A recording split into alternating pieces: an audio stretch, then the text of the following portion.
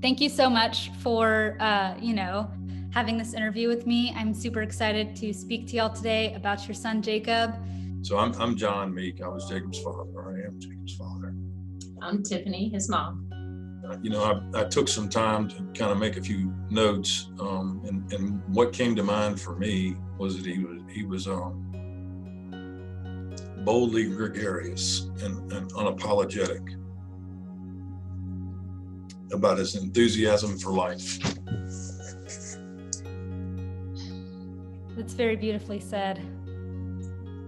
I think for me, Jacob's personality, several keywords. One, very loving and kind, very affectionate, extremely stubborn-headed, and driven. Very driven. Thank you. What was Jacob's favorite thing to do? For me, that's a toss-up. It was either to go fishing or to go hunting. And I guess a lot of that just depended on the time of the year and the weather outside. But it was definitely, he definitely loved the outdoors. I wholeheartedly ditto John's answer. Strongly fishing and hunting. Where was his favorite place to fish? We have a family fishing camp. In fact, one that Dior Goodwin visited with us not too long ago down in Dulac, Louisiana. And I'd say unequivocally that his favorite place to fish was in Dulac. Wonderful. And you said that he also loved hunting. What kind of hunting did he do? Like with a rifle, with a crossbow? He did a little bit of everything, from bird hunting with a shotgun to deer hunting with a rifle, deer hunting with a crossbow, deer hunting with a standard compound bow. He did a little bit of it all. That's really impressive. Sounds like a real hunting Renaissance man. He loved everything outdoors. I love that. What do you have the most pictures of Jacob doing? I would say unequivocally fishing. Yeah, and I would have to agree with that. I probably have more pictures of him hunting than Tiffany does, because oftentimes when he was hunting, he was with me, and oftentimes when he was fishing, he was with Tiffany. So not that he didn't go with both of us, but just the nature of it, a lot of times they were off together during the summer, and so they would spend a lot more time fishing during the summer when I was unable to be there, and then conversely during the winter months when we were hunting, he was generally speaking with me. So it's probably a toss up. Right. Yeah. We have about as many pictures of him fishing as we do hunting. Could you tell me a little bit about Jacob's fishing? I heard from Dior that he was quite the talented fisher. So to tell you a little bit about Jacob's fishing, I'm sure what Dior was referencing is that we being his family oftentimes referred to him as the fish whisperer.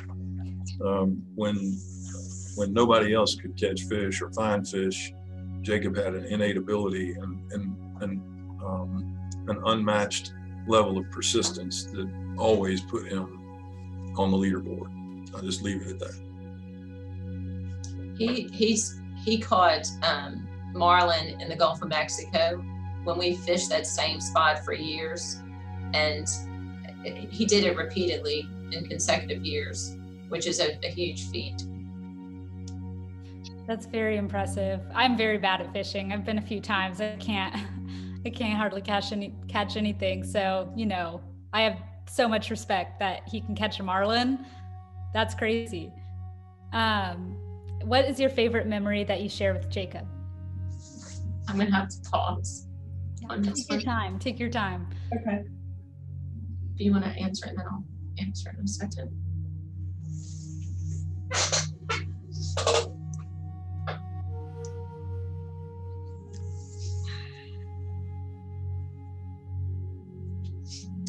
I know what it is. It's just getting it out. Right. Please take your time. I don't mind waiting. This is, all about you. I'm also a huge crybaby, so I'm probably gonna cry. My favorite memory of Jacob, unfortunately, came very shortly before he passed away. We had an opportunity to take a hunting trip of a lifetime, and we flew on a private jet out to a ranch in West Texas, and Jacob killed a white-tailed deer, bigger than any white-tailed deer I've ever seen in person,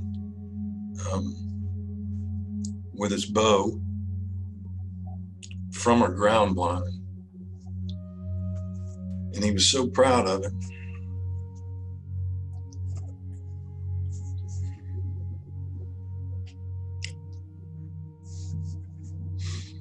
I mean, grinning from ear to ear.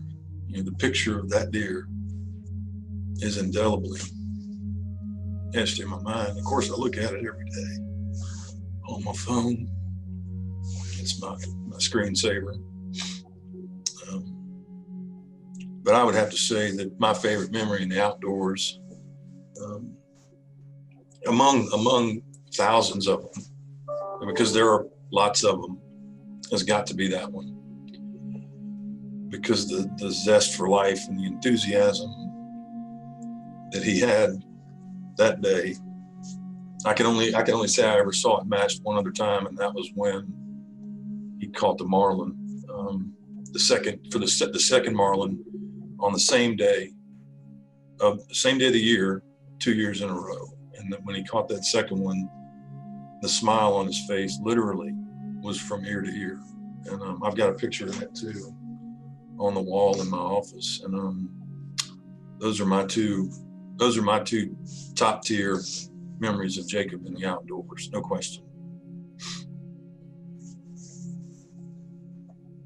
Okay. I have two. Collectively, and I can't just say favorite memory because it's favorite memories. Like John mentioned, Jacob and I were able to spend a lot of time together fishing. And so a lot of times it was just the two of us. I'd take the boat out even from when he was little. And when we would go out and come back with a limit of trout, it was like, that was our goal. And when we achieved it, it was like, we were so excited to go back and brag to all the people at the camp. Like, he was so elated. And just the smile, like when we would count and we'd finally get that last fish in the boat, it was so joyous. It was so rewarding to be with him and share that with him. But another favorite memory is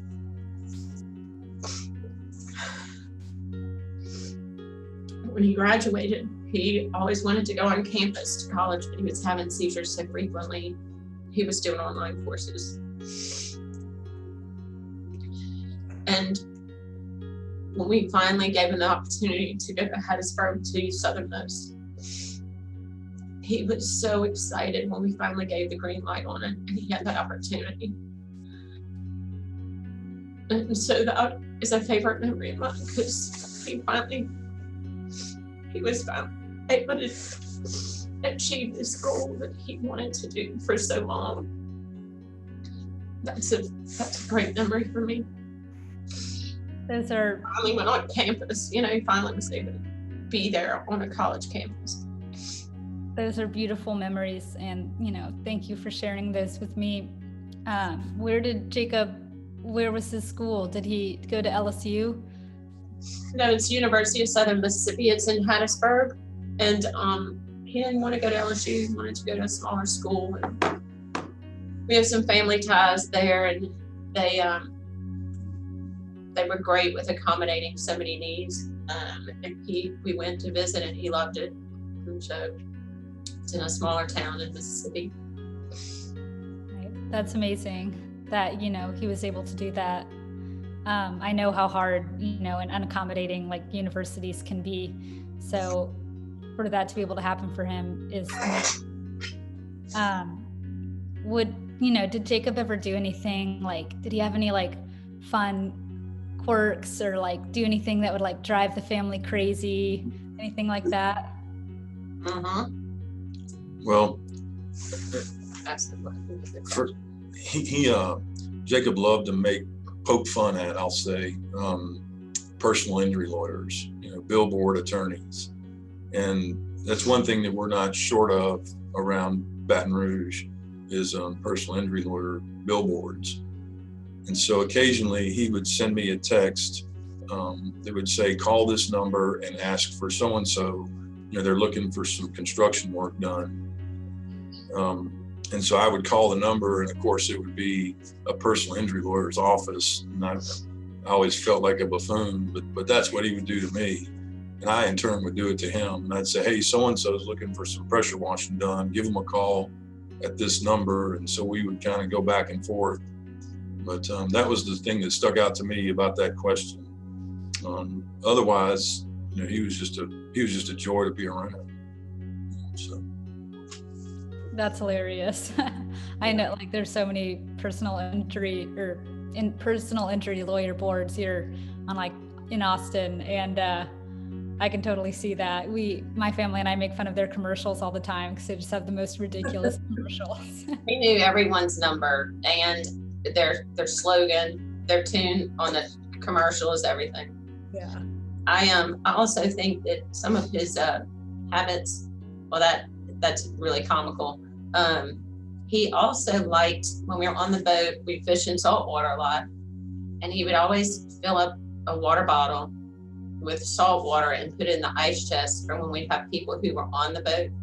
And he would try to get it when it was really clear.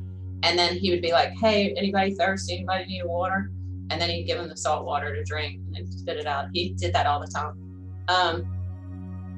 And I also think that some of his quirky little habits that would irritate us, and he couldn't control this, but when he would sleep, he really snored and he made noises, and it would drive his brother crazy when we'd go places and they'd have to bunk together.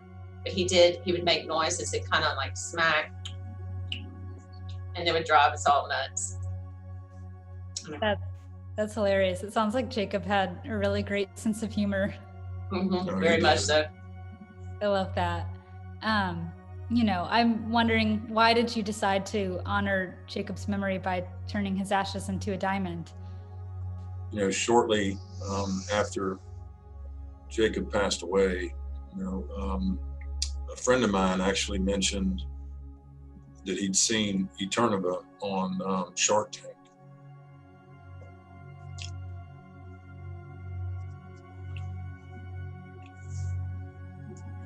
Shark Tank happened to be one of Jacob's favorite shows. And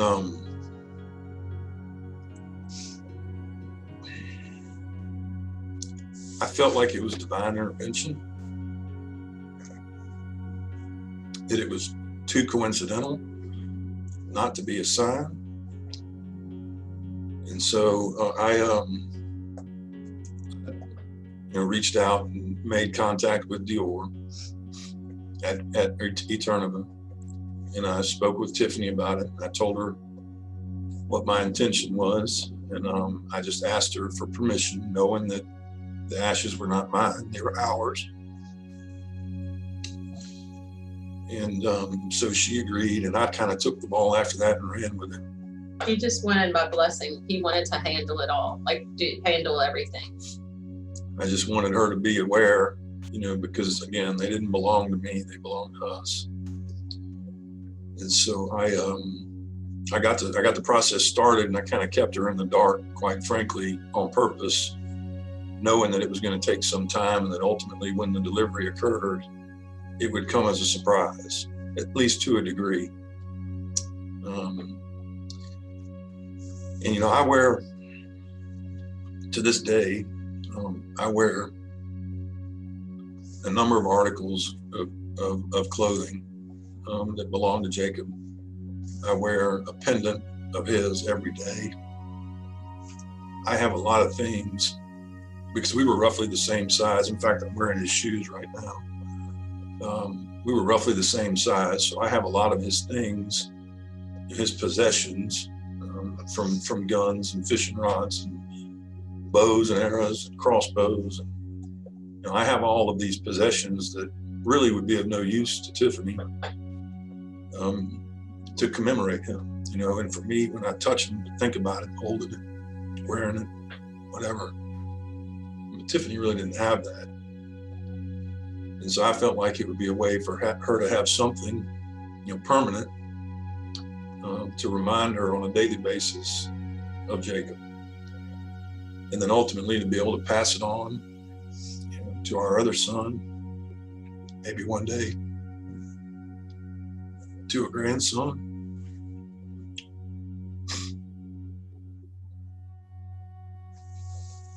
And so it was like, Shark Tank. I mean, it was, and Aaron telling me about it.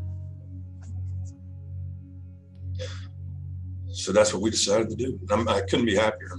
I mean, she's wearing it right now. So. Well, I'm really glad to hear that. So you have the diamond on you? Ironically, I wear it. Am I wearing the ring right now? Ever since I received it, I wear it every day. I rarely ever take it off. And there was a part on the ring that the jeweler made on the setting, not the part where Jacob's diamond is, but another component that was starting to have a little breach. And I brought it yesterday for him to look at, and he said, I will need it. I'll have it to you. I'll be able to fix this by the end of the holiday. So I feel naked. I always have it on this hand, and I'll look at it every day. So I feel naked now that I don't have it on. So now I'm putting it on today. Yeah, I'm glad to hear that you wear it every single day. Is there any significance to the shape or color of the diamond? Well, I don't know if you know, Grace, but we chose blue for Jacob's diamond. His eyes were crystal blue.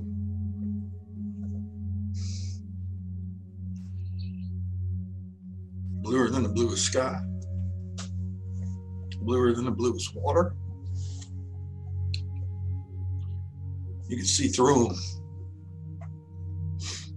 So when the option came, I knew unequivocally that it had to be blue.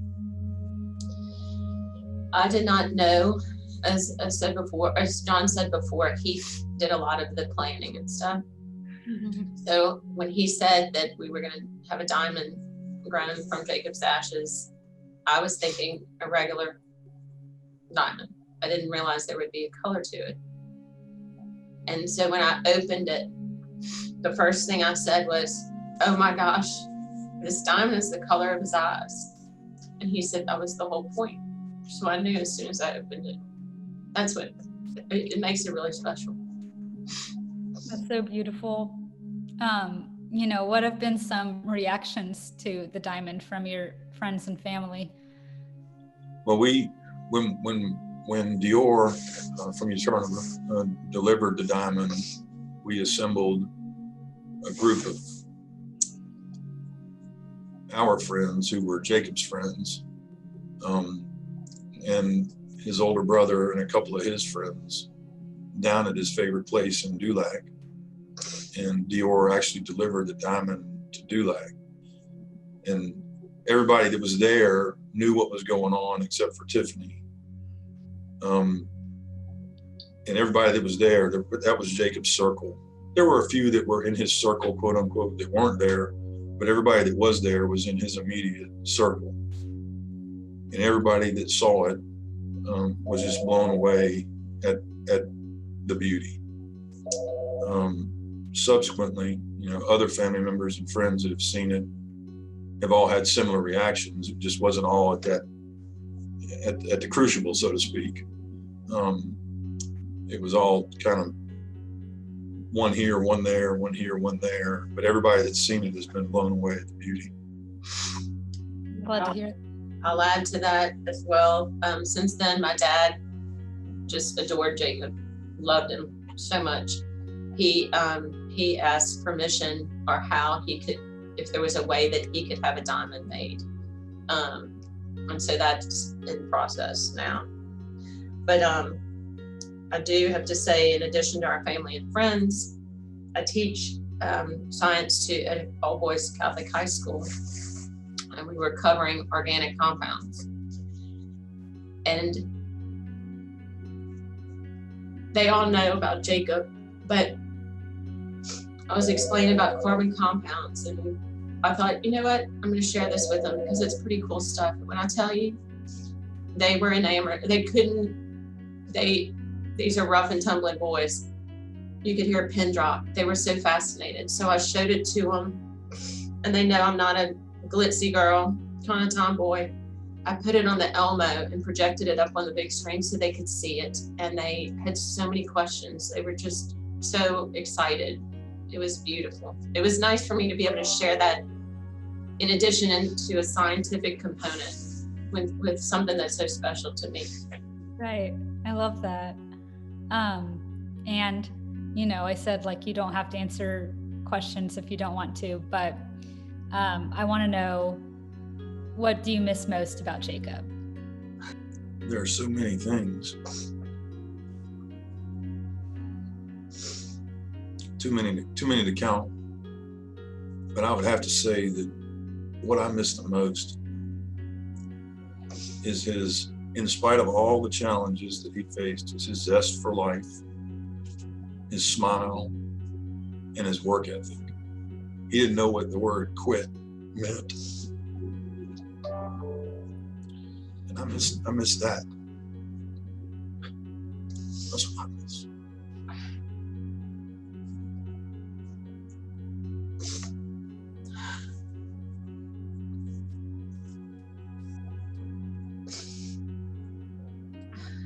I miss most his smile. He just radiated like such joy. Like when he smiled, his eyes, everything, his face just lit up the room. I miss seeing that little grin. He'd just look up and give this silly little grin. I miss that smile. And then I miss his hugs. He always hugged on Mama. He gave the best hugs. He would just squeeze me tight and he wouldn't let go and he'd pick me up. And he would always tell people, he would teach them how to hug, because he would do side hugs and he would say, that's not a proper hug. Let me show you. And he would demonstrate. But I miss those. I miss that. Sounds like he was like a really warm and affectionate person. How do you ultimately want Jacob to be remembered? I want him to be remembered, as I just said in the question prior, for his never quit attitude. You know, I remember when he woke up from his first brain surgery at the ripe old age of 2. And Tiffany and I were standing at the bedside. We weren't sure what we were in for. And he woke up, he looked up at me, and he said, I want to go to coffee call. Coffee call. It's a coffee shop here in town that makes his favorite beignets. And I knew at that point that he was going to be okay. And every subsequent surgery, every time he would wake up and he would talk to us, I knew he was never going to quit. And the same attitude, the same courage was apparent in every aspect of his life, from his schooling to his business to his pursuits in the outdoors. He would just never give up, never quit. And he wasn't going to be told you're different. He was going to do whatever it took. Whatever it took. That's amazing. To finish with his peers and to excel. And that's the way I want him to be remembered. Mm-hmm. I don't think we have to worry about him ever being forgotten, because he had such a significant impact on so many people in many different ways. Everyone who knew him, whether it was an acquaintance, a teacher, a family member, a friend, any relative, they all have their own special stories to share. He won't ever be forgotten. As far as longevity, when we're gone, what I love is that there have been some scholarships established in his name, and that's in perpetuity. So with that, even those who never met him will know about him because of those. And so he will continually be known by people who've never even met him as well. That's incredible that, Jacob will always be remembered as someone who's giving, like through the scholarship. That's amazing. Well, it has on all the scholarships, everything that John just said is summarized to where people who didn't know him will know the kind of personality he had and the drive that he had to succeed and never give up. So, what did Jacob teach you about life? I'd like to think that we taught each other this, but I'm quite certain that I learned more from him than he learned from me. And that is that there is no obstacle that you can't overcome if you put your mind to it. And he was living proof of that. He did not know what it meant to quit.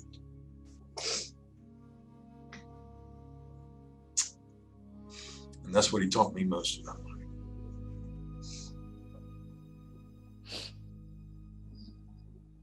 He taught me so many things. But the two that stand out the most,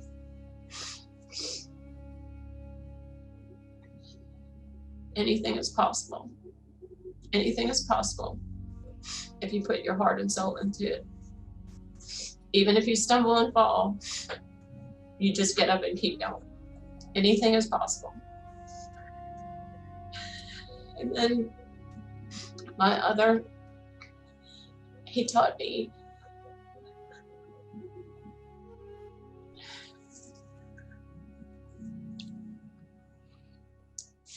he brought out my strength and my patience. Because I always consider myself a tough woman. But when he was struggling, it made me even stronger because I wanted to be that rock solid mama for him. And when he would go through many years, there were so many challenging years with his with the meds he was on, or just emotional roller coasters up and down, frustrations. And I learned that the calmer I got, he would settle. And I learned that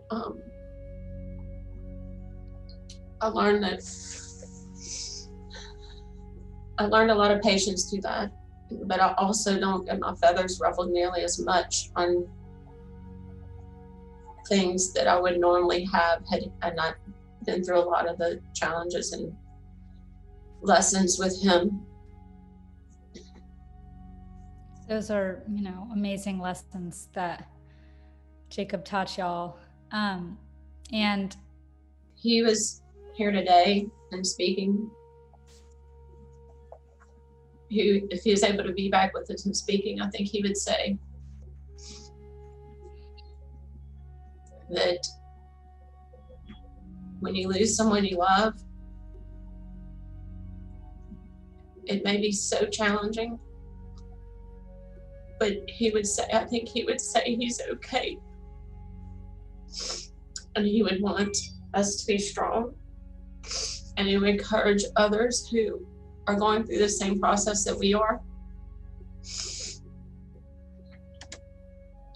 to just know that the person who's gone loved them very much. I think he would tell us that he knows how much we loved him and that he loved us just the same. I'm glad to hear that. Is there anything that you want to tell people watching this? And is there anything that we want to tell people watching this? You know, Jacob was notorious for quoting movies. He was a big comedy fan. One of his favorite movies was a movie called Talladega Nights. I love that movie. He could quote it from start to finish, but his favorite line from that movie, without question, was, as I referenced earlier, you can't live your life in a bubble. His favorite line from that movie was, "You got to let the cougar loose." And I realized the context. You know, it was a joke, and it was based on another scene from the movie. I get it, but the essence of that quote is that you got to let me try. Everybody got to be given an opportunity to succeed, and that's what it meant to him. You know, although it was said in jest, what he meant by it was, I got to be given a shot. You got to let me try. So, like Tiffany mentioned earlier, you know, getting an opportunity to go and be on campus at a university with his peers, you know, we knew there was risk associated with that, significant risk. And in fact, it bore itself out a number of times. We knew there was risk associated with that, but he refused to live his life in a bubble, and he wanted to be let loose. And so, again, another life lesson, you know, that he taught me was you got to give the person an opportunity.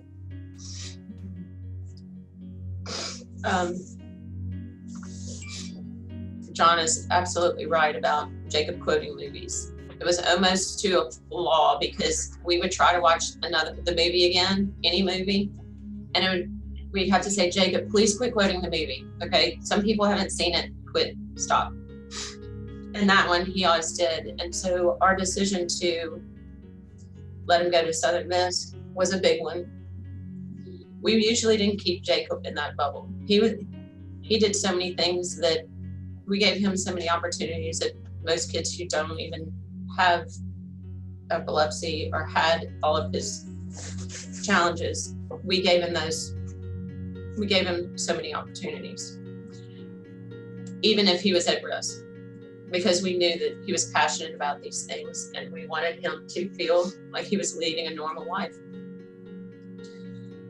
And it was the biggest step when we decided. He kept telling me at home, because I had quit working at the time, and he said, Mom, please, you don't understand. You just got to let the cougar loose. I really want this. I want this so badly. And when John and I finally decided to do it, it was difficult. And I ended up living there, you know, as John and I were at home with him for part of the week. And then we had to get an apartment because he needed somebody around him on campus. And I felt like we went to extensive measures to give him that opportunity. But I felt, looking back, I'm glad we did let the cougar loose on that particular one, because we were reluctant to do it at first. But I have no regrets about that, because he was so happy. And we realized it was the right move to let him try. Well, you know, before we wrap this up, I just want to say that I appreciate, you know, y'all so much for sharing Jacob's story with me. Jacob was such a remarkable person, and I'm so honored to have been a part of his journey. And, you know, my favorite quote from Talladega Nights is, "If you ain't first, you're last." And it sounds like from how you've described Jacob, like, you know, he never quit. He worked hard in everything he did. You know, there's no doubt in my mind that Jacob was always first. So, you know, thank you for sharing his story with me. And before we end it, I just want to ask, like, is there anything else you want to say? Like, you know, anything that we didn't talk about that you want to be included? Just if there's anything else. Something I wanted to include, just because you brought it up and it made me laugh.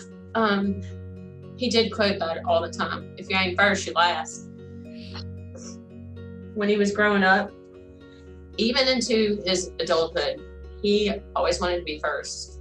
Like he wanted to be the first one at the fishing spot, the first one to the classroom, the first one in line, the first one to get his food served, whatever.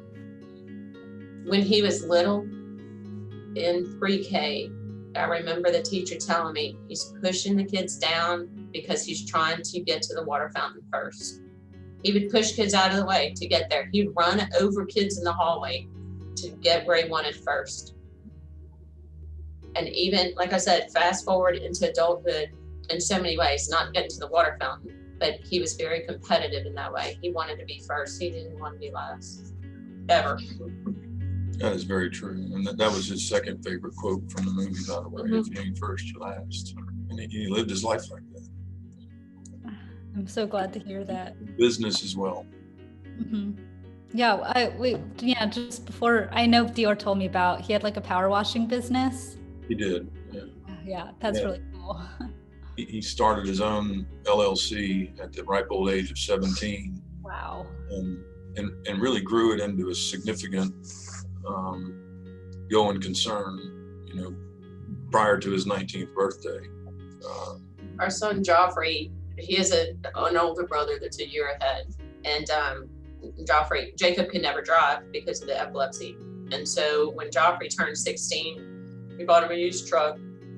So when Jacob's 16th birthday rolled around, we always tried to do things fairly between the boys, and we couldn't get him a car he couldn't drive. So John and I talked, and we offered him the opportunity, something significant, if he wanted like a riding lawnmower or a pressure washer with this stuff. We offered that to him, and he opted for the pressure washer. And it was a significant investment, but then he started working and earning money, and then went on to purchase even more equipment, start the LLC, thanks to John's, paving the way with that. He became very, very successful. That's so incredible that, I was not starting businesses when I was 17. Like, I can't even imagine, the drive and determination that would take. Like, that's amazing to me. When he passed away and we had to close all of his accounts, it was remarkable how much he was a saver. He had saved up so much money in numerous accounts at so many different banks because he wanted to spread his wealth, and his goal was to eventually buy a home and buy a home with cash and have absolutely zero debt. And he was on his way to that. Wow. That's, that you're thinking of that when you're that young, like, oh, I want to buy a house and not have to take out a mortgage. Like, that's, he really had his priorities in order. Like, I love that.